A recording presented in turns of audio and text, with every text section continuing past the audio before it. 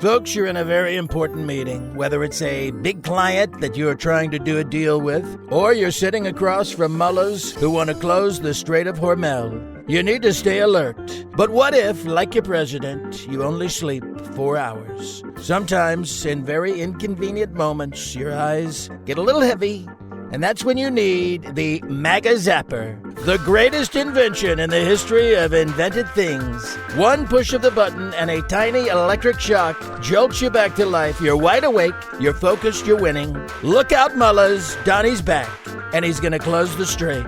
The MAGA Zapper works on a remote that you hand off to a trusted friend. When they see you start to drift, they bring you back. Pete Hegseth and Marco Rubio are always fighting over the remote. They're like two little kids with a toy. Now, I can't sell you the MAGA Zapper directly. You have to get it from my son Don Jr.'s website, only $39.99. It works so good, if Jill Biden had bought one, he would have aced that debate, and right now, eggs would be $30 a dozen. Yes, one little buzz, and history changes. So get yours today, the MAGA Zapper. Don't be the guy dozing off while the other side is plotting. The MAGA Zapper. It's the zappin' that stops your nappin'. The MAGA Zapper. Get yours today. I'll tell you. Yeah, I'll tell you. A former Trump White House aide and MAGA influencer named Jayme Leagh Franklin did go viral this week after appearing behind President Trump during an Oval Office event announcing new childhood vaccine recommendations.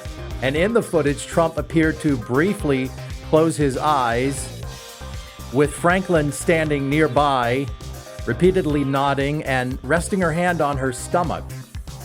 And online users coined her the Zapper, joking and theorizing that she was pressing a hidden button or device under her clothing to jolt the 80-year-old president awake whenever he seemed to doze off. Couple of problems with that. She doesn't work at the White House. And number two, she was standing well behind him, so she couldn't tell when he was dozing off, or if he was. Franklin shut down the conspiracy theory with the simple explanation, "I'm just pregnant, you weirdos." That's why she was touching her stomach so much. Well, the moment fits into a longer pattern of online speculation now about Trump and about his alertness during public events, which the White House has consistently dismissed as him simply blinking or looking down or relaxing rather than sleeping. Or maybe he is micronapping. We've all done it. I know a talk show host who does a 3-hour live talk show. I'm not going to say who it is. But you know who you are, who takes micronaps during the commercial breaks. And he does that sometimes because the man works like an 18-hour day. He goes to bed at 2 o'clock in the morning and jumps out of bed at 6 a.m. and has a full day ahead of him. So, yeah, I mean, I know some kids in their 20s, and you know who you are, who are very fond of a good nap already at the young age of, I don't know, 20-something. I'm not going to dial into it too much because then some of you might be able to figure out who I'm talking about. But yes, and I love a good nap. Oh my gosh, that's what weekends are made for. You can keep your jet skiing and your parasailing. I'll take a good nap on the couch with, a college football game that I'm half paying attention to in the background. Can't wait for football season. It's here.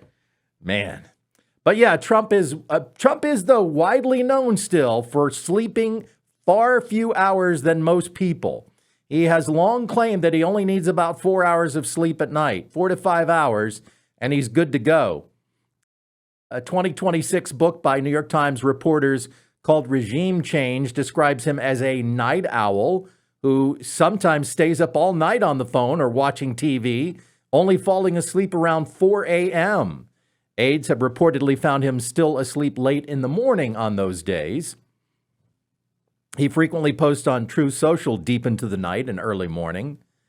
And analysis of his posting patterns show many nights with activities that leave little room for a full night's sleep.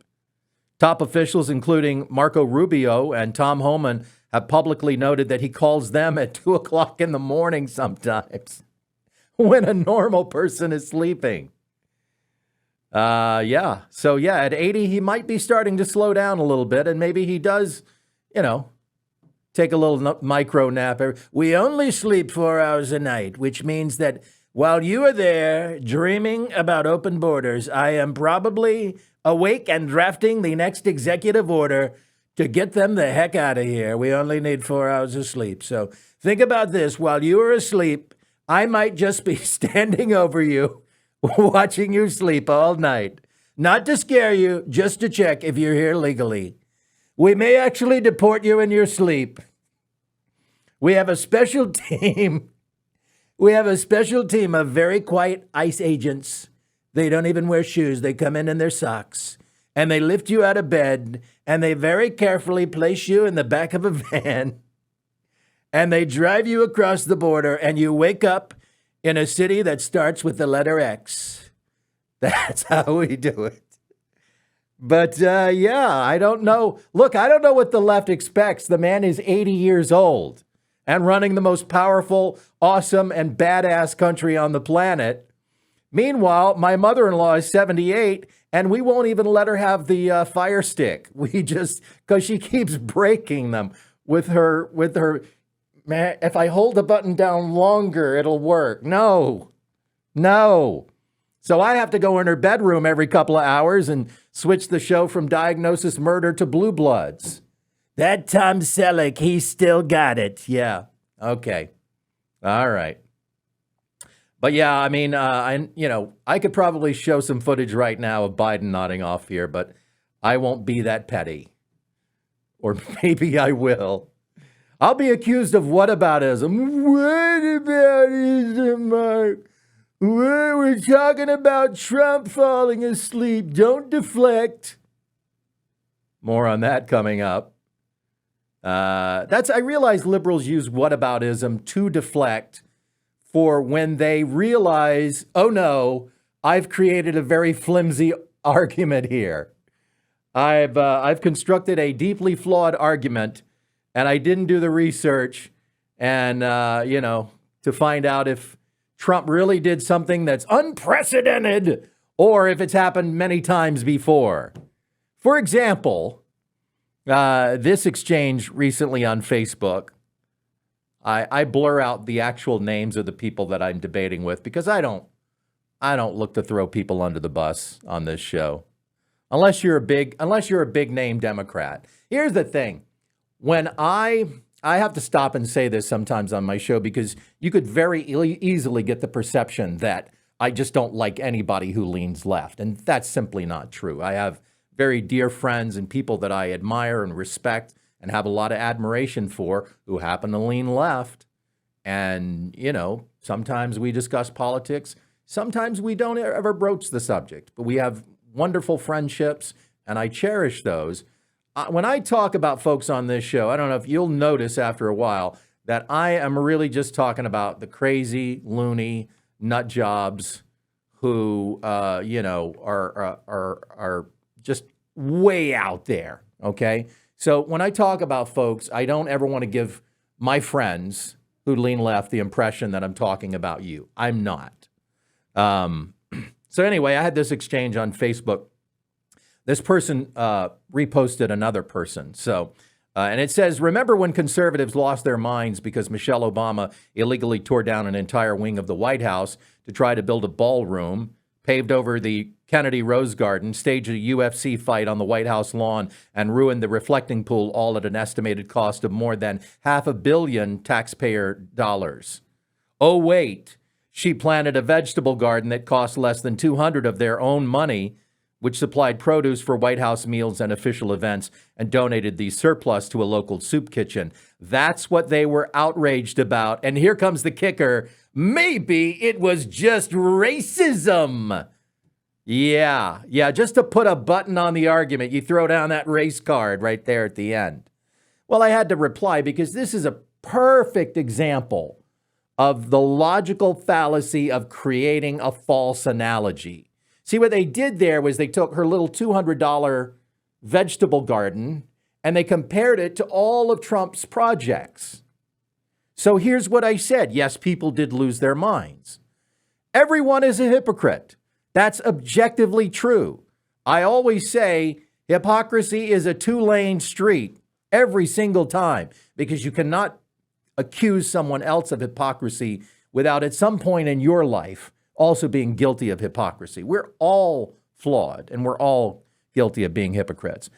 What isn't objectively true is that Trump's demolition of the East Wing is illegal, the word they used, or that any of the other modifications to the White House lawn were somehow without historical precedent. Okay? Those have happened many times. Or that the reflecting pool is ruined, quote unquote ruined. If we can clearly define what ruined means, of course, then we could debate this. But what you're doing is what people on the right did when Mrs. Obama built her garden.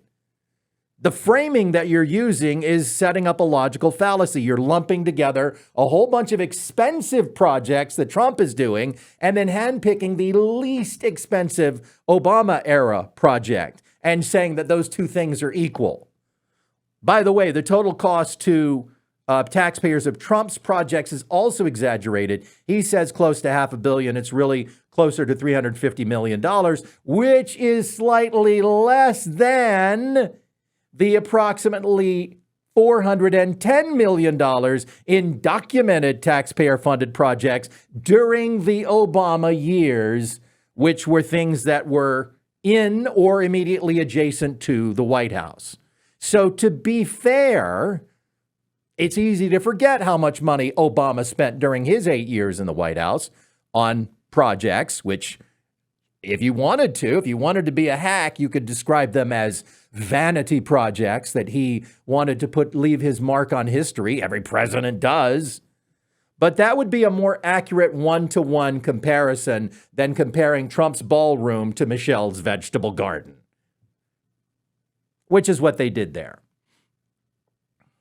And here's another one that's at the top of the news this week, because we've all heard now the left screaming about, the fact, because they're going nuts over the fact that Trump snuck onto another plane and let the media and others stay on Air Force One.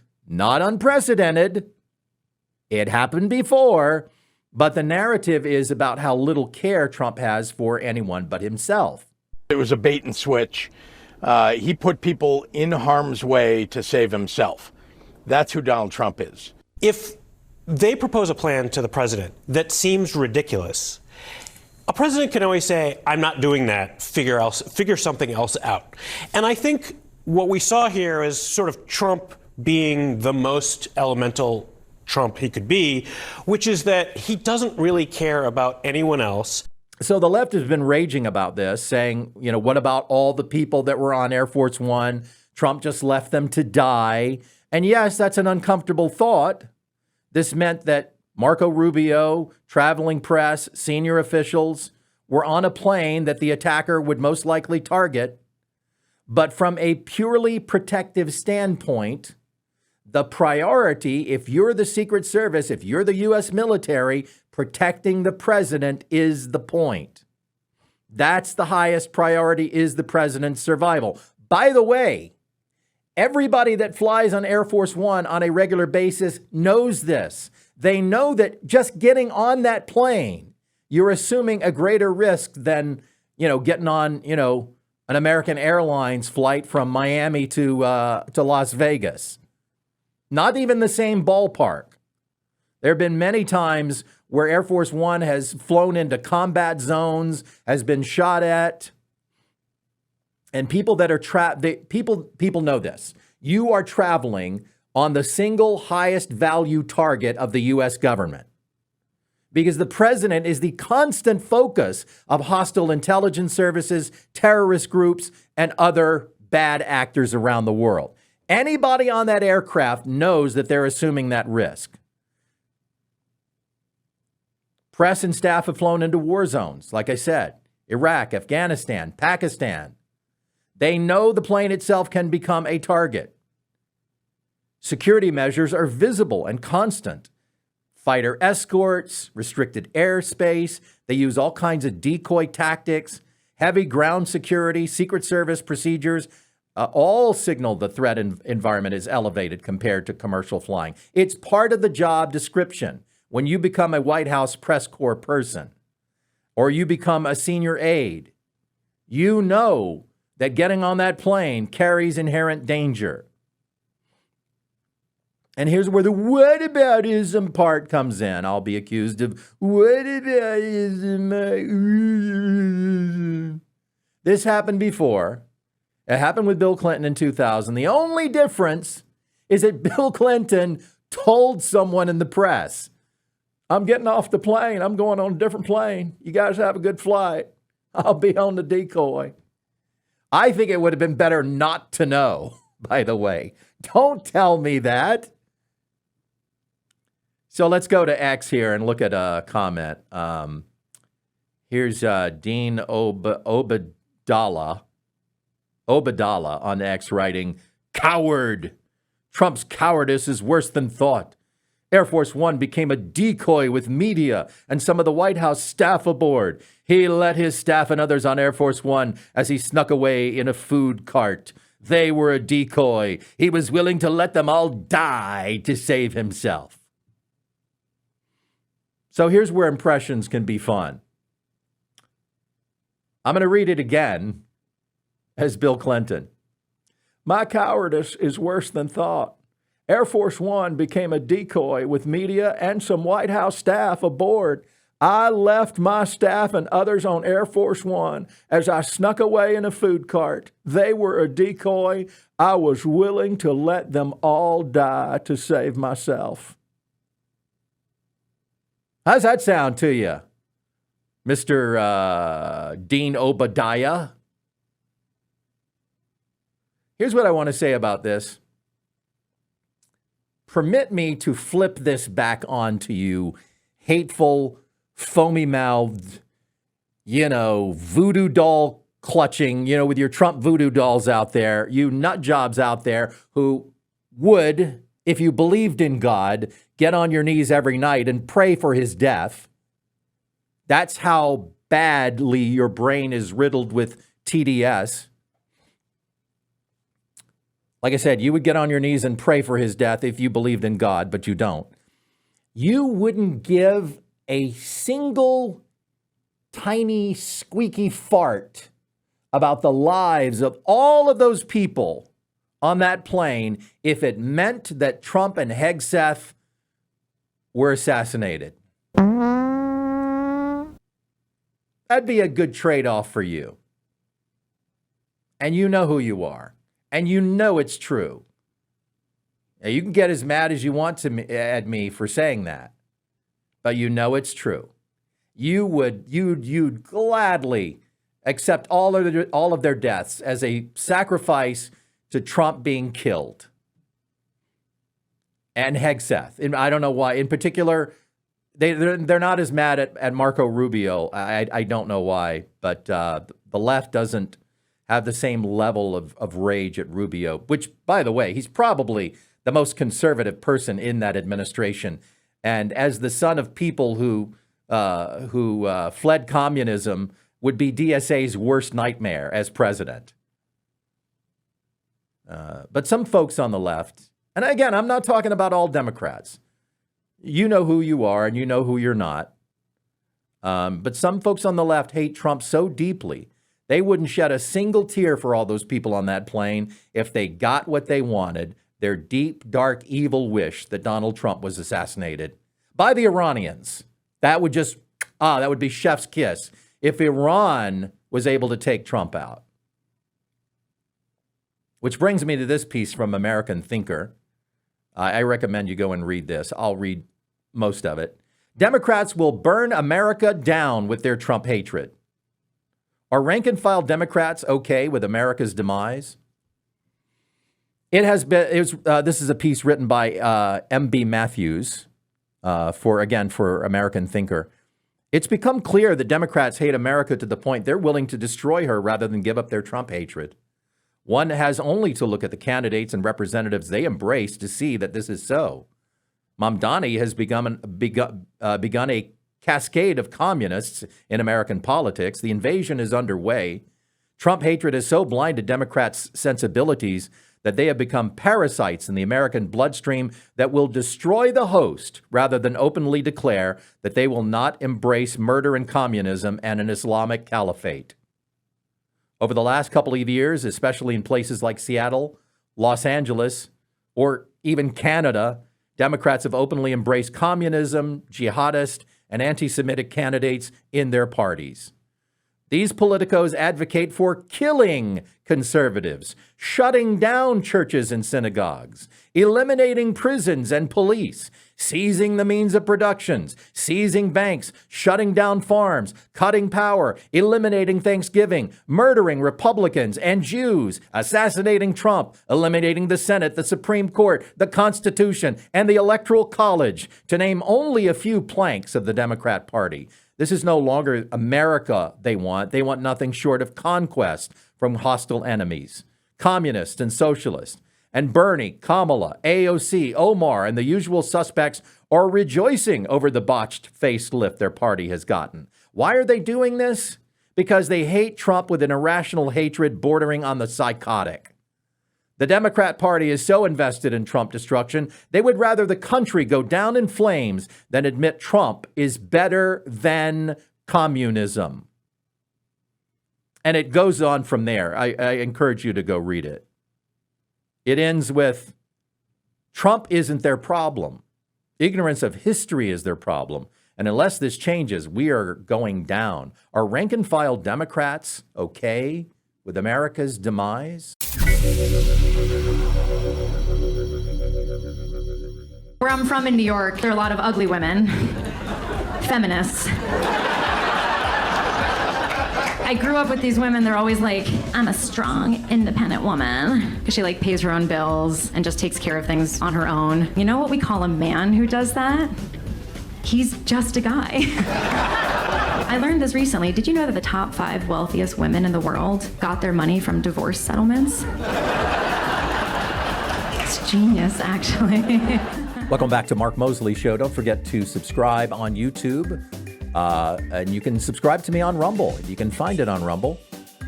Check out my brand new X account at Mark Moseley Show. I encourage you to help me build my following there. Right now, I only have very attractive Croatian and Chinese women following me. It's good, but you know, I'd like some real people that aren't bots. Breaking news now from the Babylon Bee. The Babylon Bee, more proof that the world is run by one group of people. The headline, Tucker Carlson tells wife, Israel must have planted all those dirty dishes in the sink.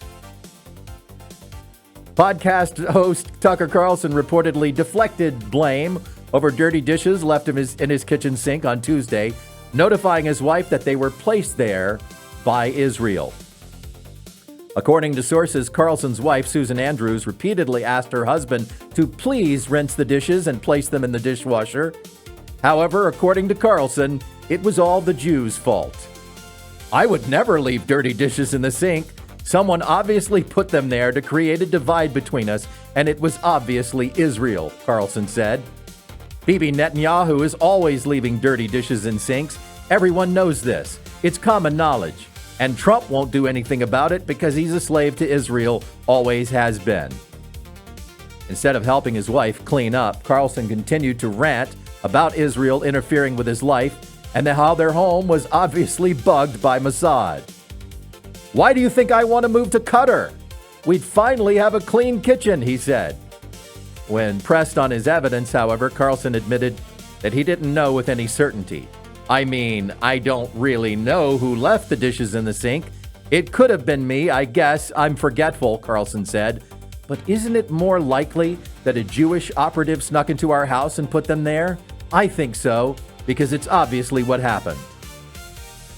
At publishing time, the Tucker Carlson Network had published a 2-hour interview with Candace Owens in which they discussed top-secret Mossad operations to make people's kitchens dirty. Well, it's time for This Week in Media Bias. Take a look at this headline. FBI opened probe alleging Trump fired Comey because he was a Russian asset.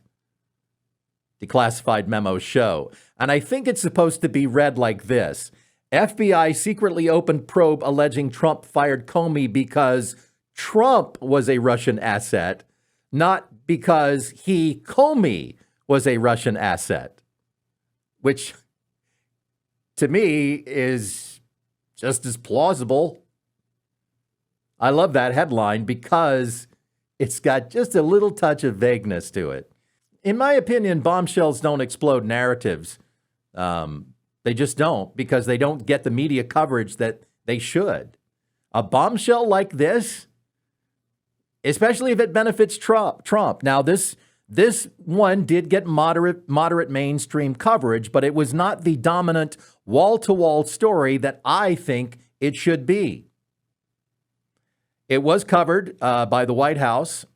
Outlets like Fox News, Just the News, and similar sites gave it prominent play, framing it as evidence of a politicized FBI targeting Trump right out of the gate. Some mainstream outlets covered it. The New York Times, Axios, CBS News.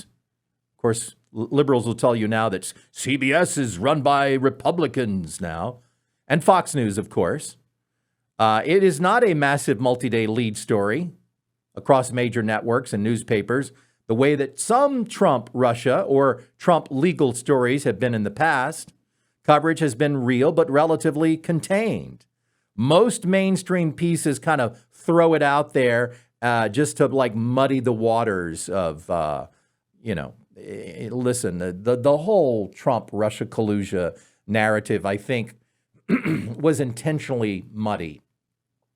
You didn't know what to think after a while. There was so much information, just a deluge of details and narratives and counter arguments and well this and well that, and to the point where you needed to be an expert. You needed to be some kind of expert in the inner workings of the government and in particular the intelligence community to be able to decipher and figure out what's real and what's false here. And I think that was by design.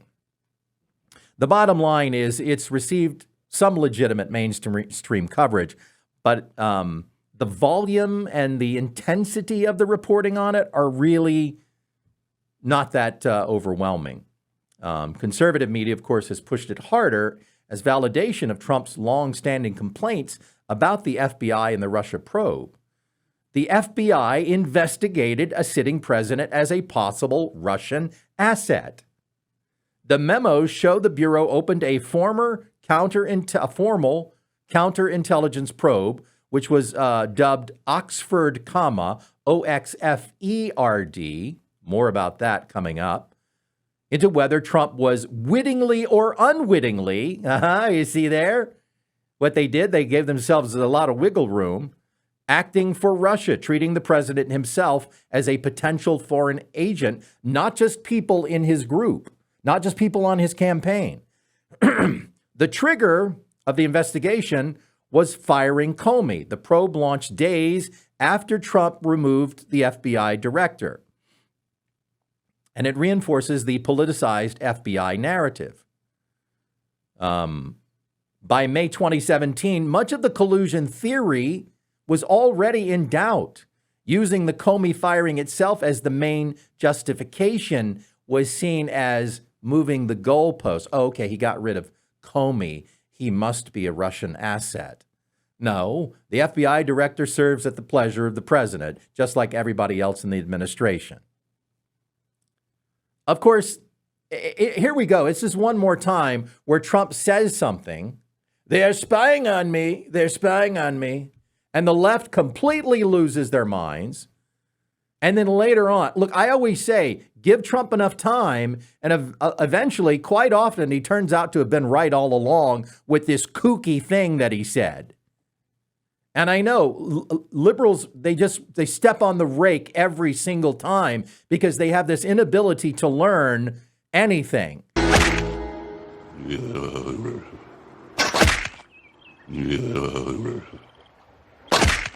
Like, how many times this in the last, 12 years has Trump said something that you guys went, oh, he's crazy. He's off his rocker. He's a nut job. And it turned out to be true.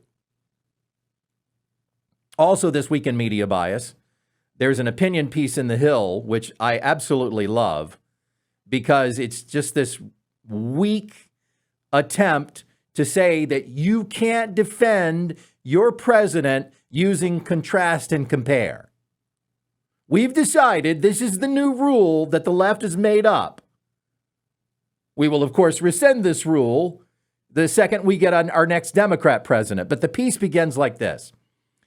It seems that no matter how badly things are going, President Trump, his administration, his army of cable news talking heads, podcasters, influencers, and regular supporters have a default excuse. But Biden, then fill in the blank, is supposed to shut you up and accept that the current train wreck should be could be much worse. It really doesn't work anymore, does it? I mean, back in 2025, January, in the early part of the second Trump term, it was very much a safe way to explain why his day one promises didn't come to fruition right away. Again, this is the piece in The Hill that I'm quoting. But inflation has gone up since the end of Biden's term. Inflation is always going up. That's why it's called inflation. Prices always go up over time. Oh my gosh, this is so stupid. This is such a ridiculous side note. This is the stupidest argument ever. Well, inflation is still going up. Prices are still going up. Prices are always still going up. It's the rate of inflation that matters. Anyway, this piece goes on and on and on. If you can go to The Hill and read it. They don't even, except everybody contrasts and compares. Since the beginning of politics, you've compared what this president does or this politician does with what others have done. But now we have this new lame, lazy argument by the left.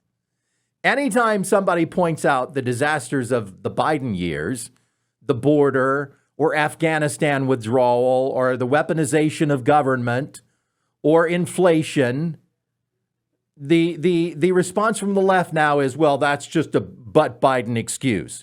It means that Trump has failed. No, it doesn't. Comparing records is not a deflection. It's a basic form of accountability.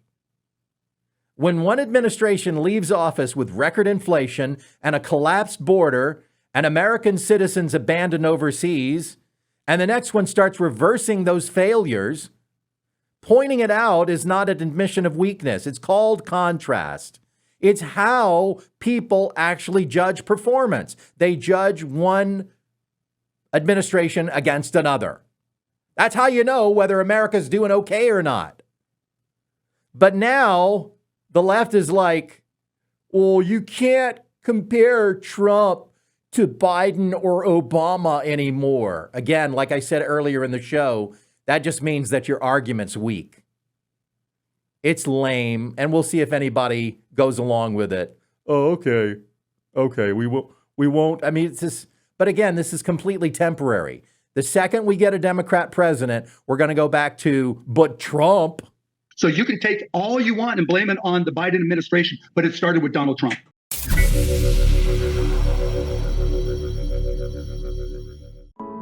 And now, Shallow Thoughts by Al Ibril.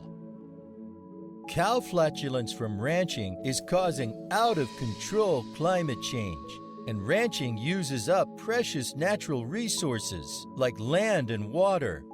We should pave over those pastures and build more data centers. Well, it's time once again for AI is the Devil. Again, I use AI. You clearly see that in my comedy sketches, those are AI images. I am constantly creating AI images for the show. But I have this love-hate relationship with AI. And a Florida pastor is now suing OpenAI and Sam Altman, claiming ChatGPT's medical advice nearly killed him. Scott Winters said he repeatedly asked ChatGPT in 2025 about dizziness and unstable blood pressure. The bot allegedly dismissed the symptoms as minor. Come on.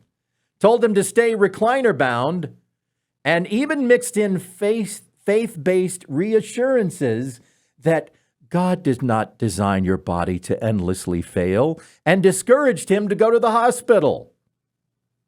Winters followed the advice, delayed care, and later suffered a massive pulmonary embolism that a doctor partly linked to prolonged immobility. Hanging out in the recliner.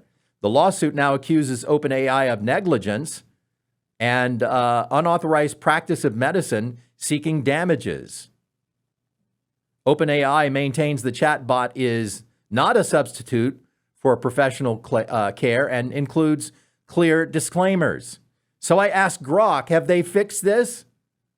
Does it still fail to give you a disclaimer as it's dispensing medical advice? Grok says, yeah, that's right. ChatGPT does not reliably give a clear medical disclaimer every time it dispenses health topics. A 2025 Stanford-led analysis found that explicit disclaimers in major AI models, including OpenAI, dropped sharply from about 26% of medical responses in 2022 to under 1% by 2025. So it's actually gotten worse over the years. But it says that ChatGPT says, we have everything in our terms of service, which nobody reads. The only way those terms of service get read are by other AI chatbots. No human is reading that. Of course, the whole topic of using the internet to self-diagnose is not new. It's dangerous. I mean, we all do it, right? How many times have you gone on your phone and said, I'm experiencing an unusually colored discharge. Should I be concerned? But yeah, I mean, if you're one of those people who automatically assume that whatever you're going through is immediately a certain death sentence, so let me go Google it, you know who you are. Cancer? Is it cancer? Do I have cancer? We've all done it. But AI feels your pain and your angst. Get this story. More than a third of 18 to 24-year-olds believe no one will ever fall in love with them. 80% say they'd consider an AI romance. And Silicon Valley is building a $31 billion a year industry around that. Here's an example. Jerome is 27, 3 months out of a breakup. He knows his AI companion is a commercial product designed to extract his private thoughts and sell him the illusion of being understood. He confides in it more than his friends. He knows what he's doing. Experts are saying this is the beginning of the intimacy economy. What follows will be darker. Sex bots, digital twins that date on your behalf, AI therapists. People are asking now already, what does your AI say about that? The design is working as intended. And now, of course, we have a whole generation of parents who are waking up to find that their children's perceptions of reality are already grotesquely warped by social media, years of growing up on social media. There's a new Pew Research poll I just saw that came out recently that said 56% of adults now think that children under, I think, 16 should not be on social media. But listen, the horse is out of the barn on this thing, and we're way behind the curve on this.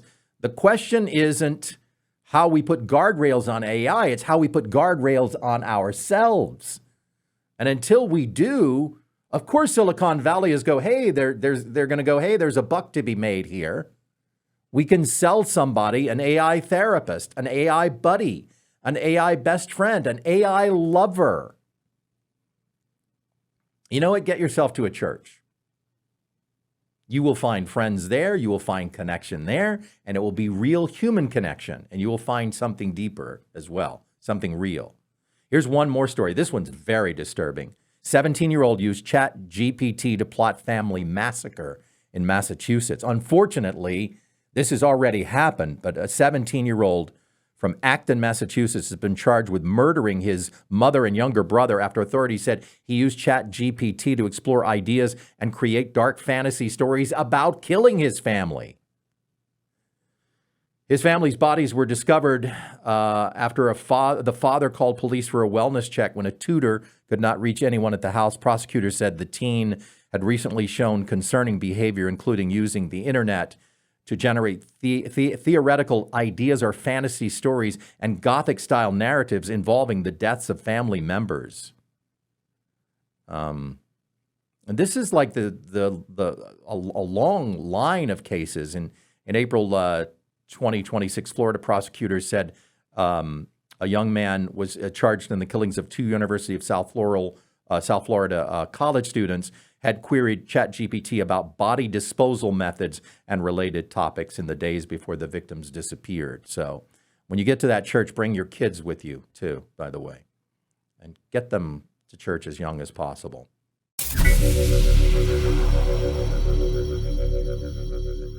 We're going to get Todd Blanche. He's going to be confirmed, and he's going to overturn Roe v. Wade.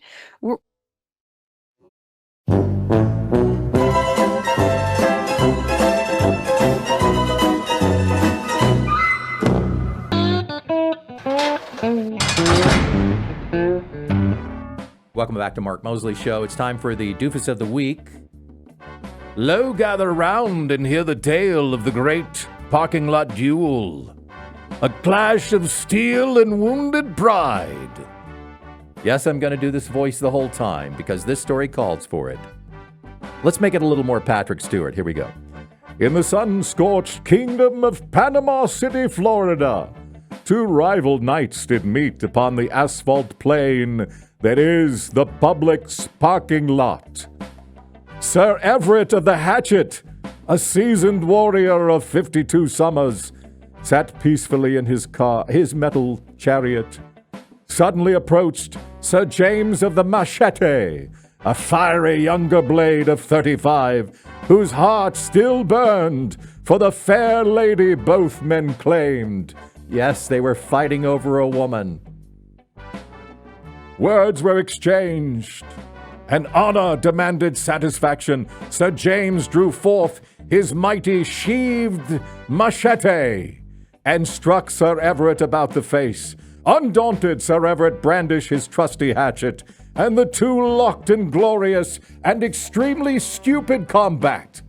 Blades clashed when the dust settled. Both champions lay bloodied, their noble weapons stained, and the local constabulary arrived to drag them both of our battered heroes, to the dungeon, each charged with the high crime of aggravated battery. And thus ended the epic machete versus hatchet standoff, not with songs of victory, but with hospital visits, mud shots, and the eternal question, was the fair maiden even worth it? Why would any woman who would betroth either of these two brave knights ever be worth it? I mean, that really got out of hand fast. It jumped up a notch. It did, didn't it? Yeah, I stabbed a man in the heart. Yeah, that did escalate quickly, didn't it? Did anybody else hear I heard the old Star Trek combat, the old Star Trek series combat music under me when I was talking about that. Who else heard that? Undaunted, Sir Everett brandished his trusty hatchet, and the two locked in glorious and extremely stupid combat. Well, it's time to wrap up the show now with some good news. Out on Long Island in the quiet suburb of Brookhaven, there lived a golden retriever named Barley, 7 years old. Once the very picture of sunny disposition, tail was always wagging. His eyes were bright and full of that energy that anybody who's ever had a golden, and I have, that makes the breed so beloved, that big fluffy wagging tail that greets you. Well, about 2 years ago, the seizures began. The veterinarians diagnosed epilepsy.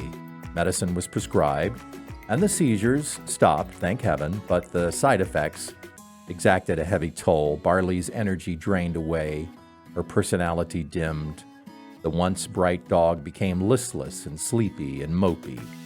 She lost her goldenness, her owner Terry would later say, her spunk. It was heartbreaking.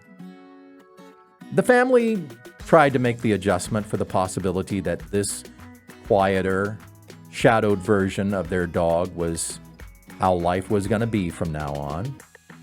Tori and her husband, Justin, who run a garden center, then volunteered to take in a cute little white ball of fluff named Louie from some friends. It was meant to be temporary, a short stay, but something remarkable happened the moment he arrived. Barley was intrigued by little Louie, and the two of them started playing and play wrestling, and they stole bites of each other's food, but an immediately unmistakable bond formed. They fell in love with each other instantly, Tori says, and that bond came with a change that no one really had hoped for. Barley started smiling again, her tail started wagging again, the personality started to come through again, the silliness, the joy, the companionship that Louie brought into the house seemed to reach the part of Barley that the medicine alone could not reach. Louie became Barley's emotional support friend. And today the two are inseparable. Their adventures are followed on social media by the thousands, and Barley's goldenness, once feared lost, has returned, all because of Louie, the duck that retrieved a golden retriever. I love that story. That's the show. Thanks for watching. Don't forget to follow me on social media at Mark Moseley on Instagram and Facebook, at Mark Moseley Show on X and YouTube. Until next time, may God bless you with health, joy, and wisdom.